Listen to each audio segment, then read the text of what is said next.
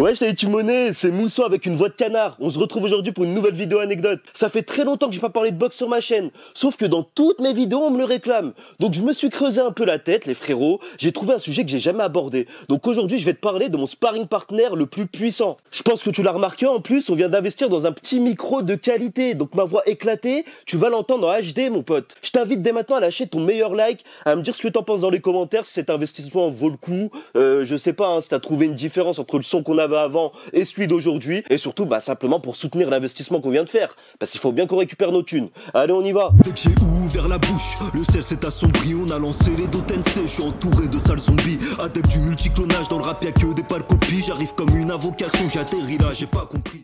Pour commencer cette vidéo, je vais te raconter dans quelles circonstances j'ai été amené à rencontrer mon rival le plus puissant. J'étais en première, si je me trompe pas, et pour te resituer la chose, c'était à l'époque où mon frère m'avait cassé la main droite. Je te replace la vidéo ici. Et donc, logiquement, plus de main droite, plus de boxe, pendant quelques mois. Sauf que dans mon club, en quelques mois, il se passe des changements. T'as des anciens qui quittent le club, t'as des nouveaux qui arrivent, etc. Et mes frères, ils loupaient pas une occasion pour me faire des débriefs. À chaque fois, c'était, ouais, telle personne, il a quitté le club parce qu'il s'est embrouillé avec le prof. Ouais, telle personne, il s'est battu contre lui, il lui a mis une chaise dans la gueule. Ouais, là il y a un nouveau, il est super puissant, il est dans ta catégorie, t'es dans la merde. Tout le temps c'était des trucs comme ça, frérot. Durant cette longue absence, tu l'as deviné, il y a mon nouveau rival qui était arrivé, mais moi je le connaissais pas encore et on va l'appeler Bilal pour le reste de la vidéo. Je vais t'expliquer un peu son profil. Ce pélo, il était violent. Il était là pour casser des bouches. Il avait à peu près le même esprit que moi, donc il était là seulement pour les combats. Mais moi, là où je me différenciais, c'est quand je tombais contre une personne qui souhaitait travailler, se défouler mais sans se faire mal, j'étais chaud aussi moi du moment que je me fatiguais. Alors que lui, il voulait du sang. Il voulait boire le sang des gens concrètement. Il était là pour cogner. Pour lui, grand, petit, expérimenté, débutant, tout ce que tu veux. M'en bat les couilles.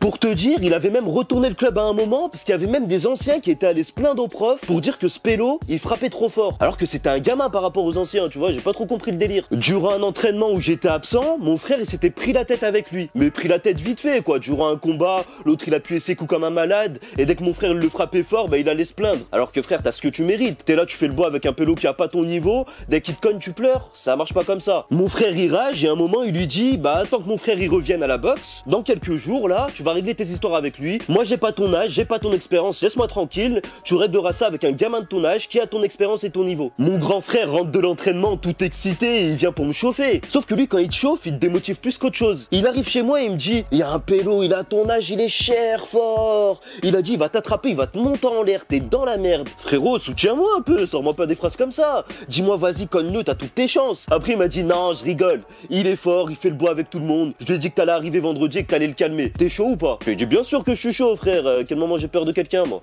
Pendant les 3 jours qui ont précédé mon retour à l'entraînement, mon frère il me chauffait, il me lançait des pics. Bon, t'es prêt pour vendredi? Oh, vendredi il va te cogner, t'es dans la merde. Oh, j'espère que tu t'es entraîné parce que ça va pas rigoler. Et moi je lui disais mais laisse-moi tranquille, frère. Tu vois, il essayait de cultiver la haine comme Sasuke Itachi. Ça marchait en plus. Moi j'avais cher la haine. Je me disais vivement que j'arrive parce que les phrases de Zup qui sortaient, j'aimais pas du tout. C'était en mode envoie-le ton frère, je vais lui faire ci, je vais lui faire ça. Et on verra sur place. Bien sûr, durant les jours qui ont précédé, ma main elle a guéri. J'ai récupéré l'usage de mon poignet. Sauf que ma main elle ressemble encore au signe de Jules. Chab, elle est toujours éclatée aujourd'hui. Et j'avais encore des petites douleurs. Mais bref, j'étais chaud pour retourner à l'entraînement et pour en découdre. Maintenant, comme d'habitude, on passe à la meilleure partie, les embrouilles. Donc si t'es encore là à ce niveau de la vidéo, je t'invite à lâcher ton plus gros like et un commentaire, ça nous soutient. J'arrive à l'entraînement. Mon frère me regarde du coin de l'œil et il me dit Chab, c'est lui Bilal, c'est le pélo qui met son équipement là-bas. Moi je le regarde et il me chabe aussi avec un sourire. Donc nous deux on avait compris que l'affrontement était inévitable. Surtout que c'était quelqu'un élevé par la rue, il avait pas peur des embrouilles, il avait pas peur de se faire mal, rien. Ça veut dire il me regardait, il était cher confiant. Et moi il faut dire comme d'habitude et comme aujourd'hui,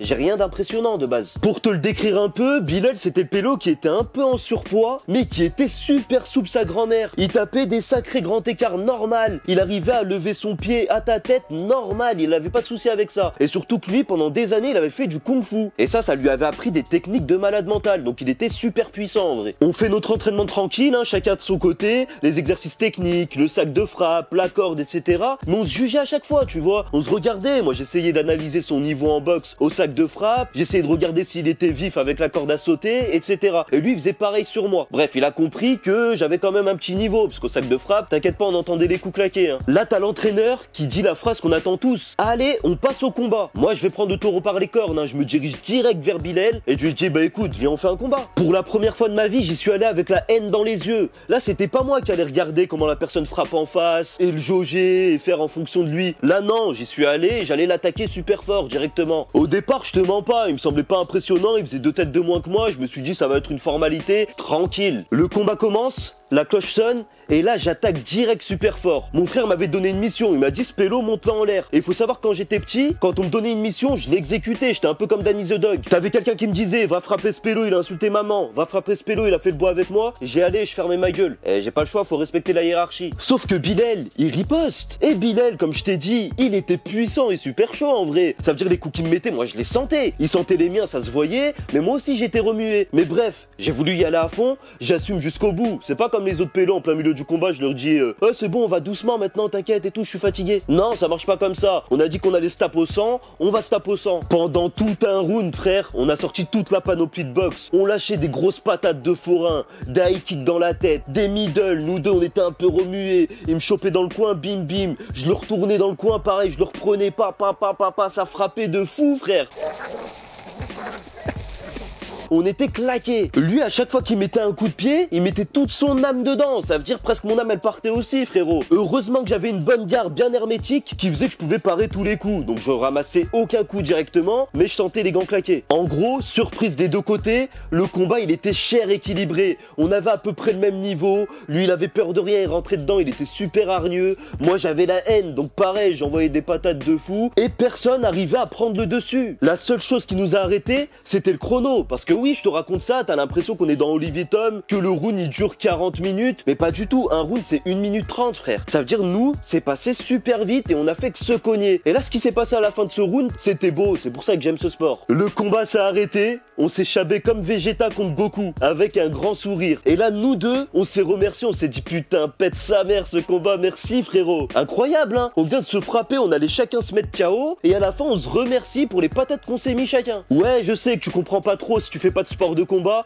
mais ceux qui en font, ils vont me comprendre. Par la suite, c'était l'objet de la vidéo, c'est devenu mon rival le plus puissant que j'ai eu. Et c'est devenu le pélo avec lequel je me suis entraîné régulièrement pendant des années et avec lequel j'ai progressé. Donc à chaque entraînement, c'était un pélo qui faisait partie de mon entraînement en gros. Je faisais les exercices techniques avec les autres, je faisais mes premiers combats avec des personnes qui voulaient frapper doucement, ensuite je faisais un combat contre mon frère qui m'envoyait des patates pour travailler, on va dire, ma solidité, et pour finir, j'allais faire mon combat de fou contre Bilal. Et c'était toujours comme ça. Encore une fois, oui, si tu veux progresser vraiment dans un sport de combat, faut taper dans le dur. Donc faut pas hésiter à aller voir la difficulté, à aller combattre contre des personnes plus fortes, des personnes qui ont une corpulence plus élevée et des personnes qui ont plus d'expérience. C'est comme ça que t'apprends. Oui, tu vas manger des coups, oui, tu risques de te casser des côtes, mais au moins à la fin, t'es devenu super puissant. Morale de l'histoire, si tu t'engages dans une guerre, faut l'assumer jusqu'au bout, mon frère. On arrive à la fin de cette vidéo. C'était Mousson, j'espère qu'elle t'a plu. Si c'est le cas, comme d'habitude, tu likes, tu commentes, tu partages à tes potes et surtout, tu me rejoins sur tous les réseaux sociaux. Mousson TV, Mousson TV, Mousson TV. Allez, ciao!